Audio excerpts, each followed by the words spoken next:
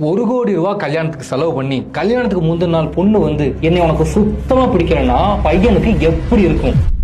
இதுதான் என் கிளைண்டோட ஸ்டோரி. ஒரு 3 years back night 12 எனக்கு ஒரு கால். ப்ரோ அர்ஜென்ட்டா எனக்கு ஒரு கன்சல்டேஷன் வேணுங்கிறாரு. ப்ரோ நைட்டு 12 என்ன கன்சல்டேஷன், நாளைக்கு போடுவோம் அப்படிங்கிறேன். அவர் சொல்றாரு, ப்ரோ எனக்கு இப்பவே கன்சல்டேஷன் வேணும், நாளைக்கு எனக்கு கல்யாணம், பொண்ணு எனக்கு உன்னை சுத்தமா பிடிக்கல, உன் கூட வாழ்ந்தா என் வாழ்க்கை நாசமா போயிருங்குதுங்கிறாரு. ஓகேவா, நான் ஒரு சுச்சுவேஷனை புரிஞ்சுக்கிட்டு உடனே கன்சல்டேஷன் பேசுறேன். அவர் ஸ்டோரி எல்லாத்தையும் கேட்கிறேன். கேட்டு எனக்கு புரியுது, ப்ரோ அந்த பொண்ணுக்கு உங்களுக்கு சுத்தமா பிடிக்கல, முதல்ல இருந்தே வெறுத்திருக்கு, உங்களுக்கு அதை புரிஞ்சுக்க முடியல, இந்த பொண்ணை கல்யாணம் பண்ணினா வாழ்க்கை பின்னாடி சத்தியமா நாசமா போயிருங்கிற.